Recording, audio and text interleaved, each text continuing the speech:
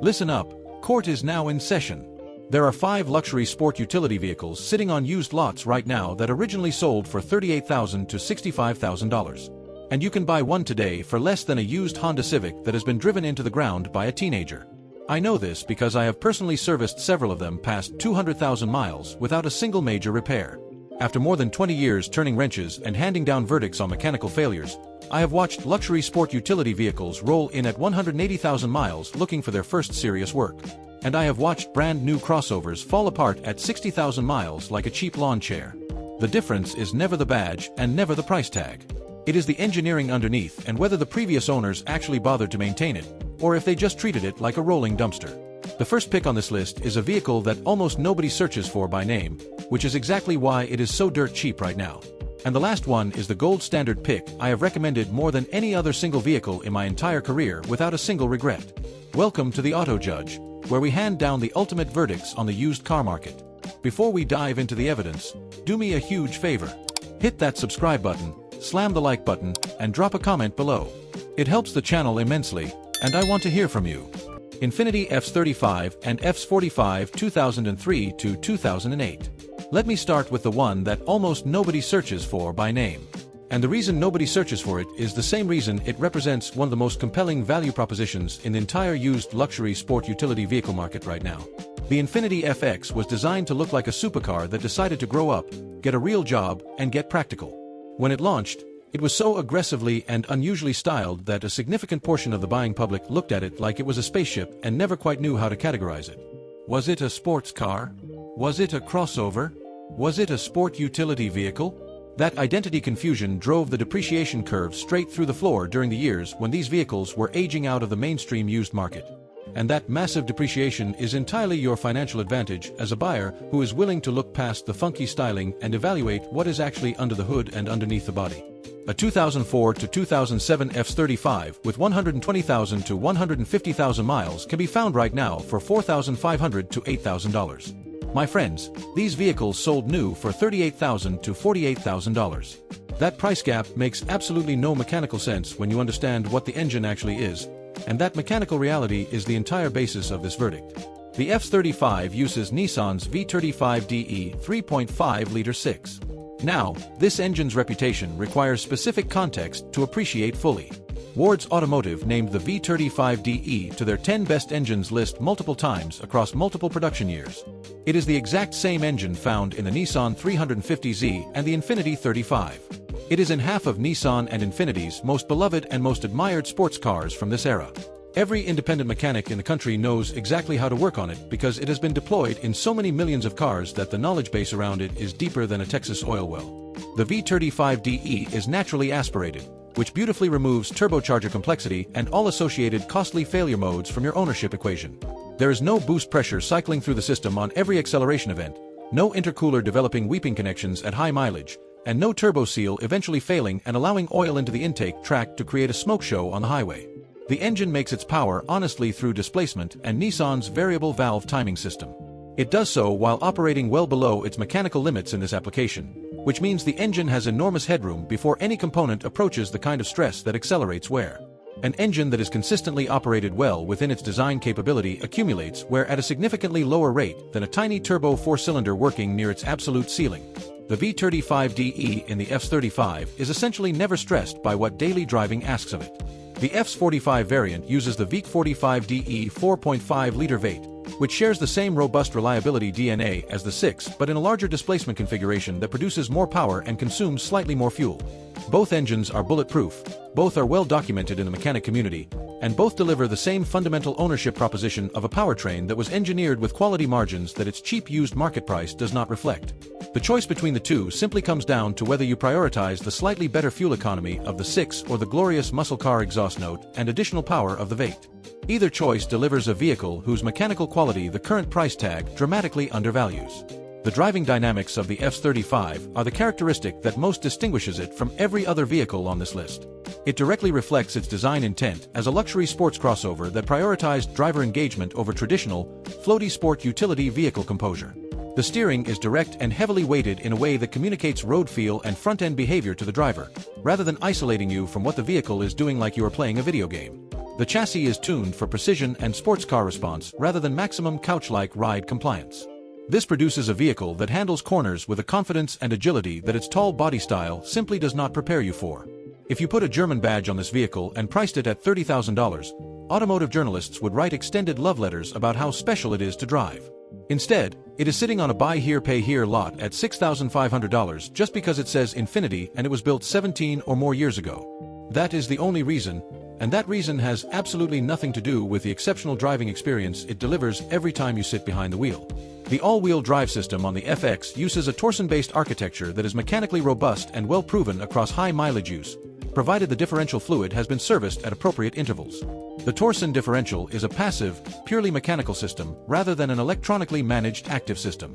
This means it has fewer sensors to fry, fewer wires to corrode, and fewer calibration concerns at high mileage. The beautiful mechanical simplicity of the all-wheel drive architecture is consistent with the old-school engineering philosophy that characterizes every other component of this vehicle. The result is a system that delivers genuine all-weather traction capability without the electronic complexity that creates nightmare maintenance costs on more sophisticated European alternatives. Now, let us have an honest courtroom conversation about what to verify before purchasing, because no vehicle at this price with this mileage comes without items that require your strict attention. Knowing them in advance is what separates a great purchase from an expensive, soul-crushing surprise. The transmission fluid condition is the single most important item to check before committing your hard-earned money to any FX35 or FX45 example. Dark or burnt-smelling fluid tells you that the transmission has been operating on degraded lubrication for an extended period, and the internal wear that produces does not always announce itself immediately on a short test drive. Fresh, translucent red fluid with no burnt odor is the gold standard indicator that the transmission has been properly maintained through its service intervals. A transmission with that clean maintenance history is a fundamentally different purchase than one without it. This is not a friendly suggestion from your uncle. It is a non-negotiable inspection item on every single example, regardless of mileage or asking price. The rear differential fluid is the second item that most previous owners completely ignored, which can cause real problems if neglected across the ownership history of a high-mileage example. Nissan specifies rear differential fluid changes every 30,000 miles.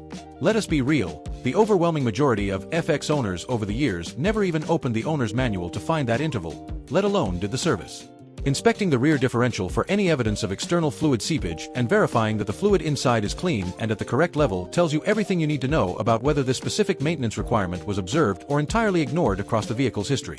Here is your official judicial inspection checklist for the FX35 and FX45, in strict priority order.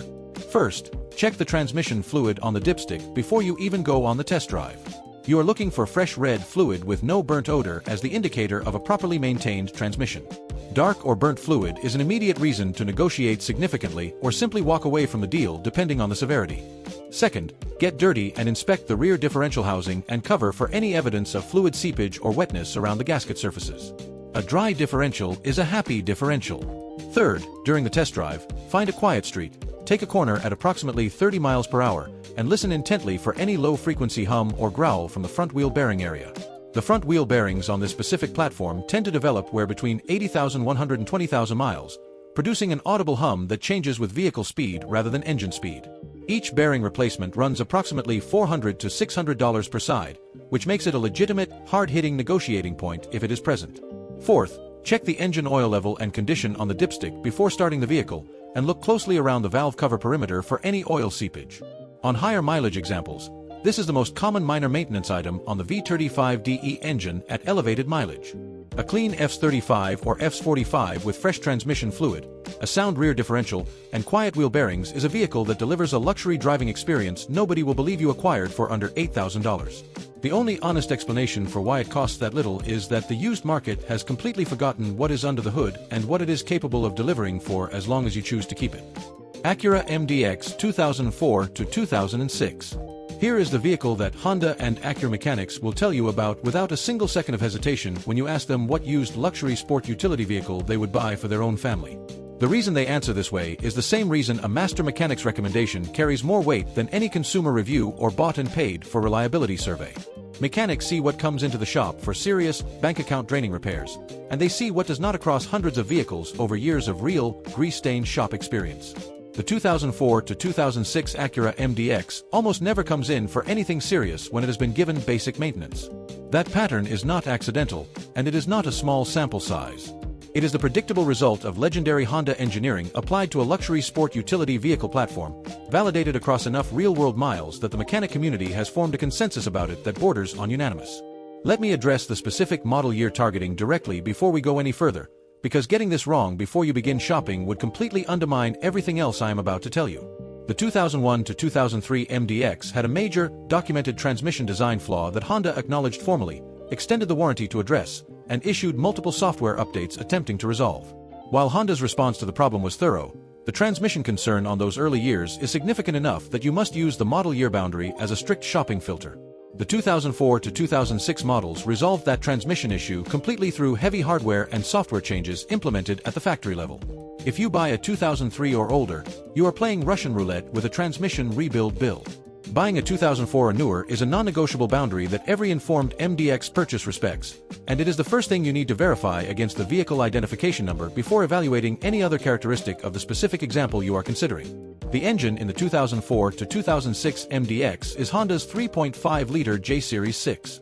This is part of the exact same ultra-reliable engine family that powers the Honda Odyssey minivan and the Honda Pilot across multiple production years and millions of accumulated miles.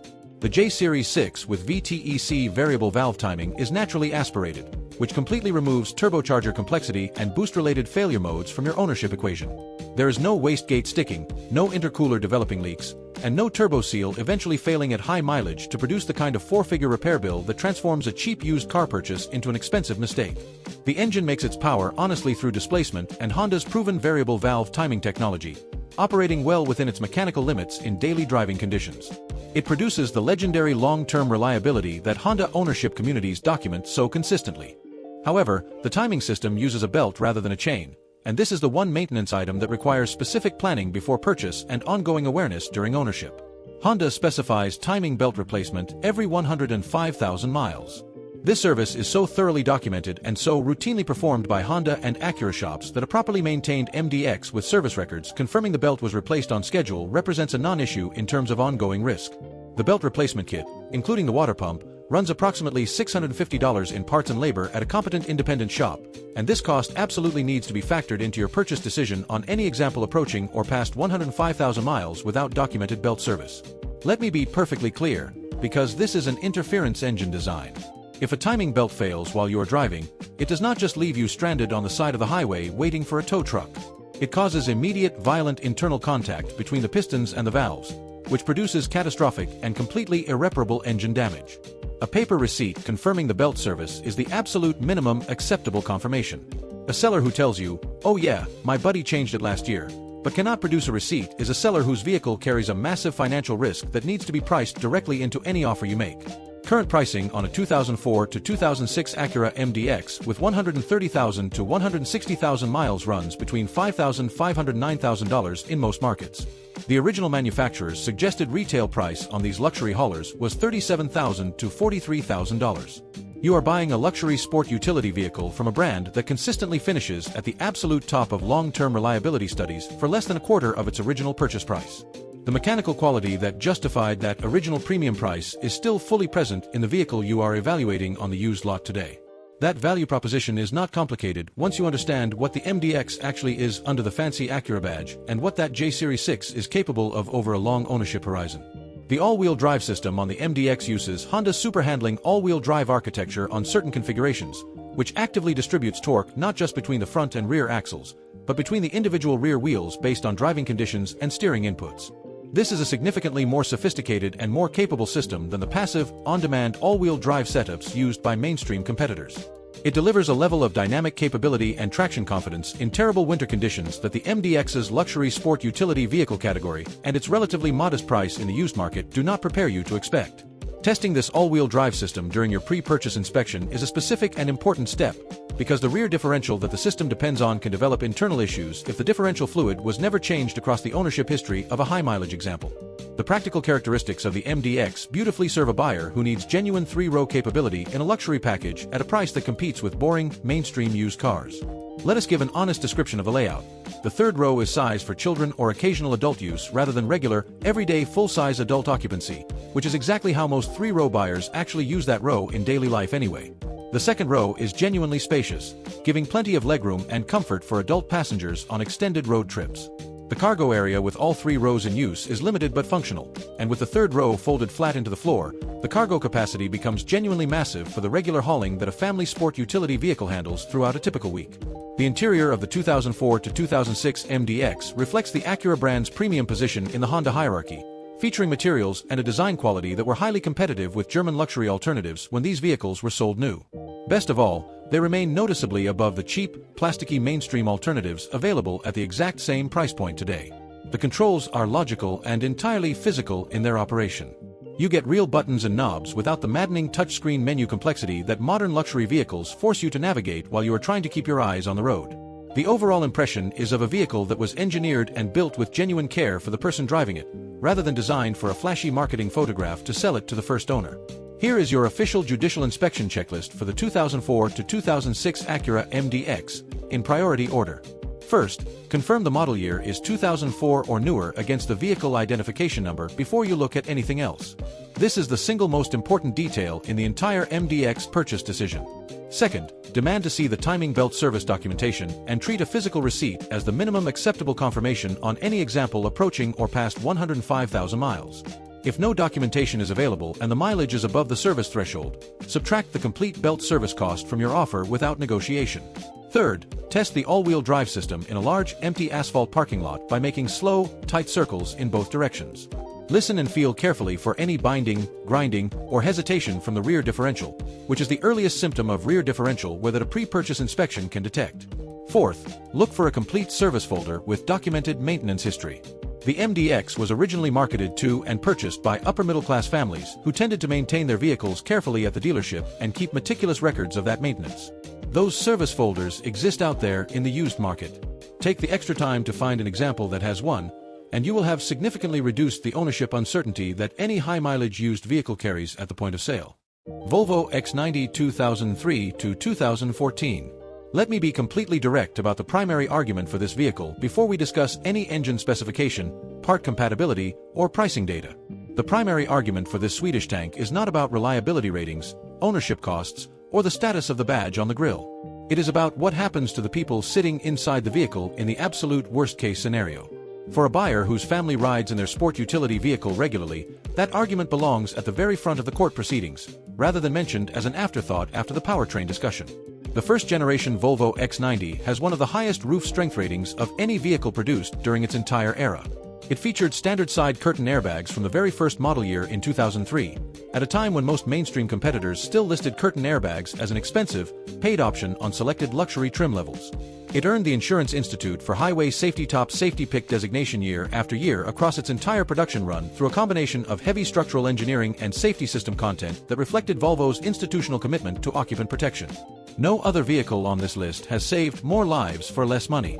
That is not a marketing claim from a glossy brochure. That is pure physics and documented crash test data. For a family buyer who is honest about what matters most, it belongs at the absolute beginning of your evaluation. You can get into a first-generation X90 right now for $3,500 to $8,000 depending on the mileage, trim level, and your local market conditions. The T6 variant with the turbocharged 2.9-liter inline six-cylinder engine producing 268 horsepower and all-wheel drive through a Haldex coupling system represents a strong combination of capability and performance. However, the T5 with the 2.5-liter turbocharged 5-cylinder engine is equally reliable in its documented track record and often slightly less expensive to maintain on a per-service basis. This makes the 5-cylinder the smarter choice for a buyer whose priority is minimizing ongoing costs rather than maximizing highway passing power. Both of these primary engine configurations are turbocharged, which introduces a level of mechanical complexity that the naturally aspirated Japanese alternatives on this list completely avoid. That complexity requires honest acknowledgement before you sign a title. A turbocharged engine operating at high mileage introduces concerns that an inspection needs to specifically target. You cannot just assume everything is fine under the hood. The turbocharger condition, the intercooler connection integrity, the boost system plumbing, and the cooling system components that manage the extreme heat a turbo generates are all items that deserve deliberate attention on any example with significant accumulated mileage. This is not a reason to avoid the X90. It is simply a reason to approach the vehicle with specific knowledge of what the turbocharged architecture requires rather than evaluating it the same way you would evaluate a standard, non-turbo crossover. What most used car buyers do not know about the first-generation X90, and this changes the parts and service cost calculation significantly, is the massive extent to which Volvo used Ford parts bin components during this era. The Ford and Volvo partnership that existed during the XC90's production run produced a vehicle whose replacement parts are far more accessible and far more affordably priced than the European luxury badge would lead most uneducated buyers to assume. Independent repairs on this generation XC90 are surprisingly affordable compared to what a buyer with no knowledge of the platform would budget for a luxury vehicle from a European manufacturer. The Aisin automatic transmission used in this generation is a component that Aisin supplies to multiple global manufacturers, including Toyota. Its architecture and service requirements are completely familiar to independent mechanics who have worked on any vehicle using modern automatic transmission technology. That widespread parts availability and mechanic familiarity keep ongoing service costs at a level that the Volvo badge on the hood does not prepare you to expect. There are specific model year concerns within the first generation XC90 production run that require direct attention before you begin shopping. The 2003 and 2004 models had notorious electronic throttle module issues that could cause unexpected stalling or a sudden loss of power under certain operating conditions. Volvo issued a formal recall to address this concern, and the overwhelming majority of affected examples have had that recall completed by now given the years that have passed since it was issued. Verifying that any 2003 or 2004 example you are evaluating actually had the recall completed is a straightforward step using the vehicle identification number and the Federal Recall Database. It is a step absolutely worth taking before committing to any early production example, regardless of how beautifully the vehicle drives during your initial test drive around the block. Head gasket integrity is the second major concern that requires specific inspection attention on higher mileage XC90 examples, particularly those with documented gaps in their coolant change history. Deferred cooling system maintenance on some Volvo variants can contribute to head gasket weeping at mileages around 150,000 miles. The repair, when it reaches that failure point, runs between $1,200 and $1,800 at a standard shop. This is not a failure that occurs overnight without warning or without contributing factors. A vehicle with a fully documented coolant service history at appropriate intervals is significantly less likely to develop this issue than one with massive gaps or outright neglect in its maintenance record. Checking for white smoke at idle, checking for a milky, mayonnaise-like residue under the oil fill cap, and checking for any sweet, syrupy smell from the engine bay are the pre-purchase inspection steps that identify developing head gasket concerns before they become post-purchase repair bills. The transmission fluid condition is another heavy inspection priority that applies to the XC90 with particular importance, given the automatic transmission sensitivity to fluid quality over extended mileage. Dark, worn transmission fluid on a high mileage example tells you the previous owner either did not know or did not care about the maintenance interval that determines how long this transmission survives. A transmission running on degraded fluid accumulates internal wear invisibly until the damage becomes apparent in ways that are incredibly expensive to fix. Clean fluid color and no burnt odor on the dipstick is the exact indicator you are looking for. Finding it on a high mileage example tells you something important about the ownership discipline that characterized this vehicle's history. The practical case for the XC90 for a family buyer extends well beyond the safety argument into the daily usability characteristics that make it highly practical for the exact use case it was designed around. You get genuine 3-row seating with easy third-row access through rear doors that open wide enough to load children and passengers without requiring physical contortion. The cargo area is accessible at a load height that does not require significant lifting effort for routine grocery runs or luggage. The all-wheel drive engages through the Haldex coupling system to provide excellent traction confidence in the exact winter conditions that Volvo specifically engineered this vehicle to handle with competence. You also get a ground clearance figure that easily manages unpaved roads, rutted driveways, and deep accumulated snow without requiring the driver to slow down or deviate from their path. Here is your official judicial inspection checklist for the first-generation Volvo XC90, in priority order. First, run the vehicle identification number through the Federal Recall Database and confirm the electronic throttle module recall was officially completed on any 2003 or 2004 example before you evaluate anything else. Second, check the engine oil fill cap for any milky residue and check for white smoke at idle that would indicate coolant entering the combustion chamber. These are the earliest detectable symptoms of developing head gasket concerns on higher mileage European engines. Third, check the transmission fluid condition on the dipstick before the test drive, looking for clean fluid with no burnt odor as the clear indicator of a transmission that has been properly maintained. Fourth, inspect the turbocharger area and the intercooler connection points for any evidence of fresh oil seepage or boost plumbing that has developed cracks or loosened connections at high mileage. A first-generation XC90 with a completed recall on early examples, clean fluid throughout the mechanical systems, a sound cooling system, and a verified turbo and intercooler is a vehicle that delivers safety credentials no other vehicle at this price point can even approach. It delivers it in a package that accommodates a family's real daily needs with a level of practicality and capability that $3,500 to $8,000 has no business buying on the open market. Lincoln Navigator 2003 to 2006. If the argument for every other vehicle on this list is built around reliability data, engineering quality, and minimizing your long-term ownership cost, the argument for the Lincoln Navigator is built around something completely different and equally compelling for the right buyer. We are talking about maximum sheer luxury per dollar spent. This is not the most reliable vehicle on this list, nor is it the one with the lowest monthly ownership cost. What it is, without question, is the most interior luxury, the most standard feature content, the most genuine full-size road presence, and the most recognizable American luxury badge available in the used market for under $10,000. Best of all, it is delivered in a massive package that shares its mechanical foundation with one of the most common and most thoroughly supported truck platforms in American automotive history. For a buyer whose priority is arriving somewhere in a vehicle that communicates its premium category without explanation, and doing so without spending more than $10,000, nothing on this list or anywhere else in the used market competes with what this generation Lincoln Navigator delivers.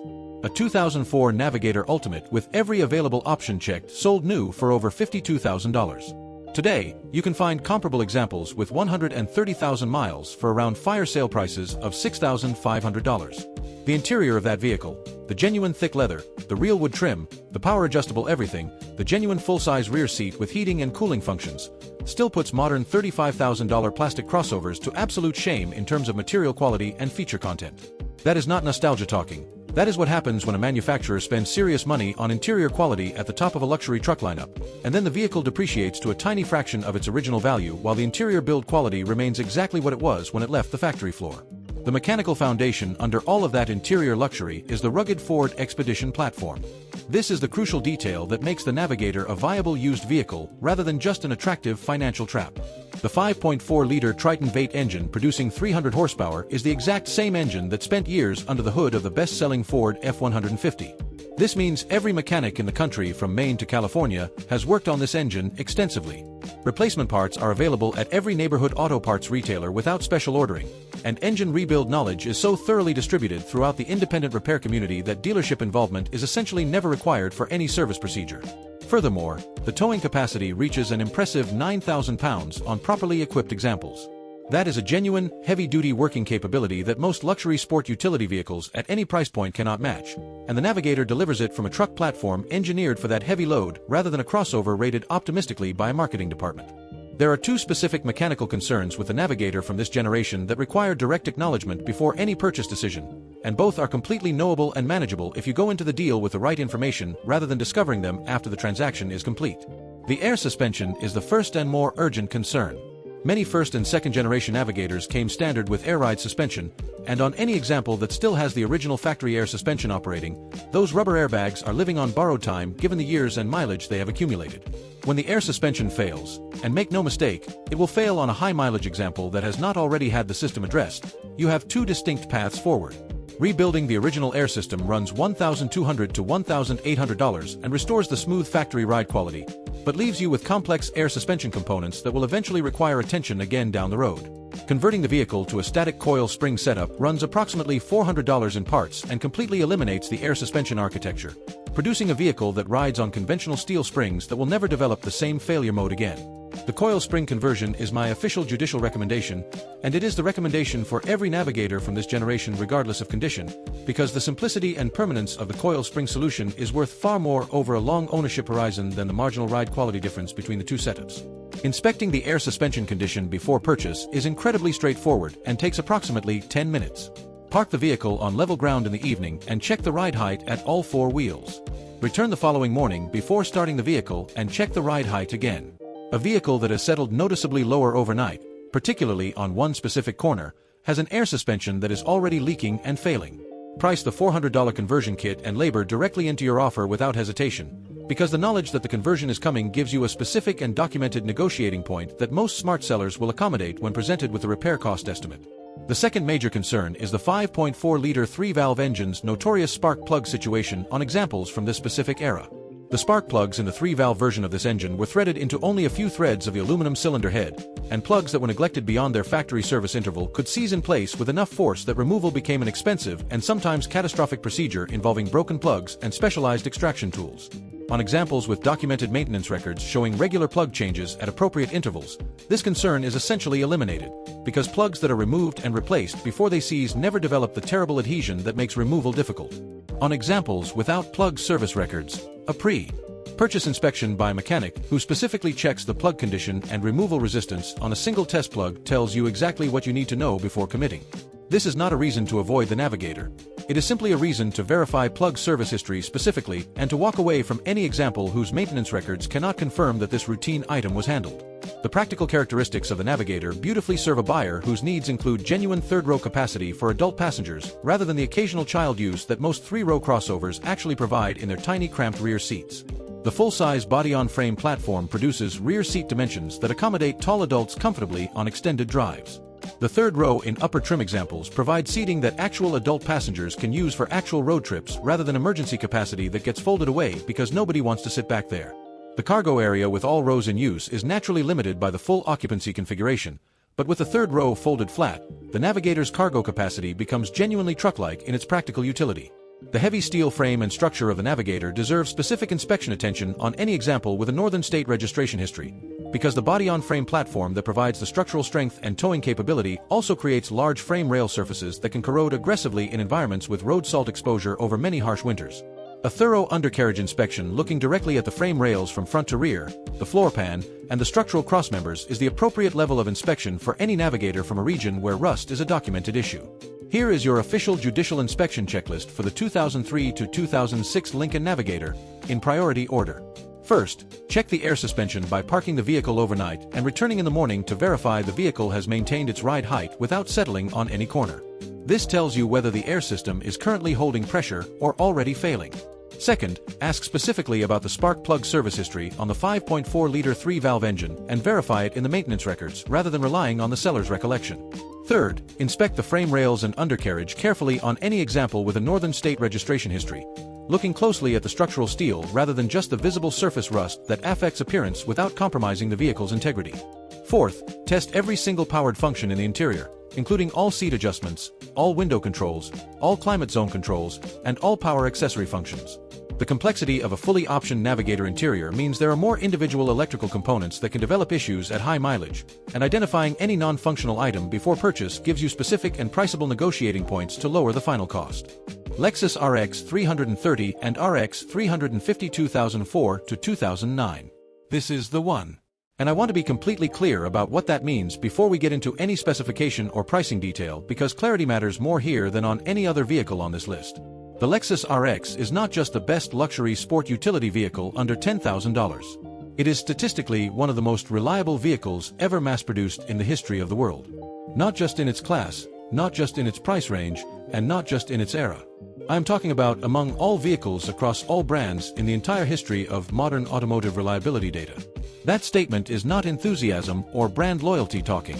It is the absolute verdict that emerges when you look at the long-term reliability studies, the owner satisfaction surveys, the mechanic community consensus, and the real-world outcomes documented across millions of miles of real ownership.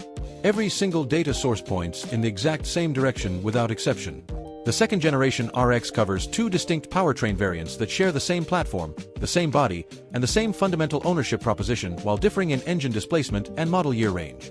The RX 330 from 2004 to 2006 uses the 3.3-liter 3MZ FE6, and the RX 350 from 2007 to 2009 uses the 3.5-liter 2GR FE6. Both engines are timing chain designs, which completely eliminates scheduled belt replacement from your maintenance calendar and removes the catastrophic failure risk that a deferred belt service produces on an interference engine design.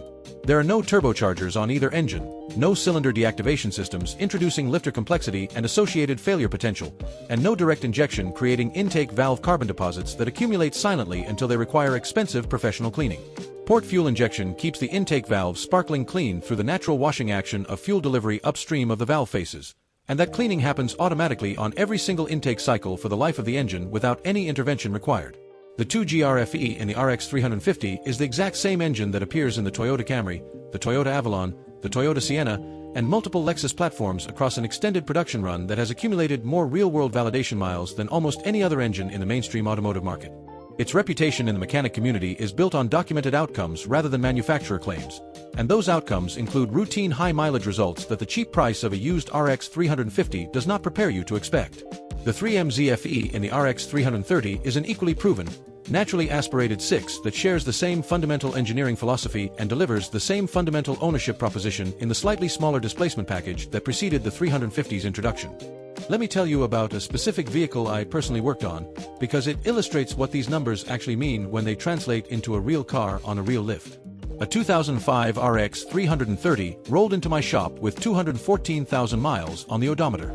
The original owner had bought it brand new and wanted to know what it needed before making a final decision about whether to keep driving it or trade it in. I put it on the lift and went through the entire vehicle methodically.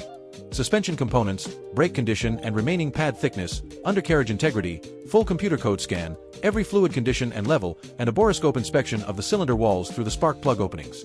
What I found at 214,000 miles was brakes at 40% remaining life, tires with approximately 15,000 miles of tread left, and coolant that was due for a flush. That was the complete list of maintenance items on a vehicle with over 200,000 miles. The single most expensive item was a $180 coolant flush. I have seen 5-year-old German crossovers in significantly worse mechanical condition than that RX 330 at 214,000 miles. That outcome is not exceptional for this platform. It is exactly what happens when Toyota's engineering standards are applied to a luxury vehicle that receives basic maintenance from an attentive owner. The pricing reality on the second-generation RX creates a specific and instructive comparison that illustrates how the used market prices vehicles based on brand perception rather than actual engineering quality. A 2004 to 2006 RX 330 with 140,000 to 170,000 miles runs $7,000 to $10,000 in most markets. A same-year BMW X5 with similar miles starts at $4,500. A same-year Mercedes ML 350 with similar miles sits at $5,000.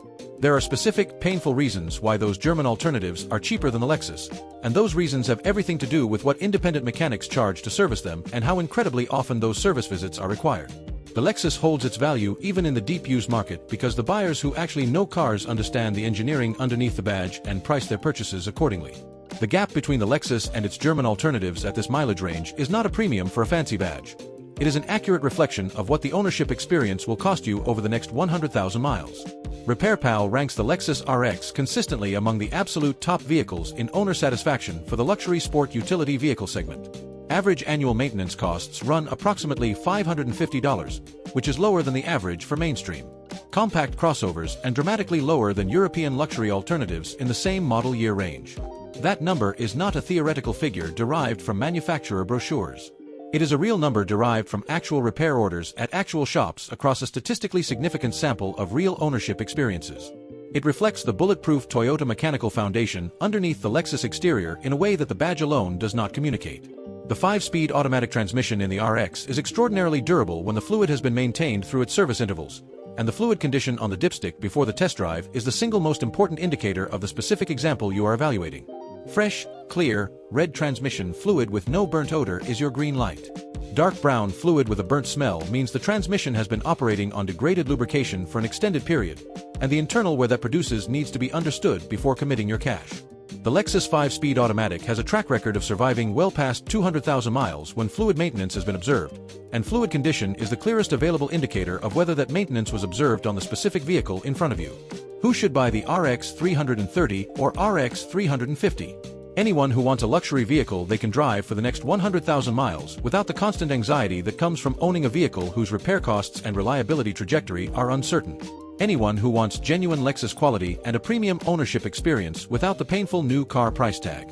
Anyone who wants to look like they spent $35,000 while writing a $9,000 check to a private seller. Who should not buy it? If you absolutely need 3-row seating for regular adult passenger use, the standard RX is strictly a 2-row vehicle, and the GX is the appropriate Lexus alternative for that requirement.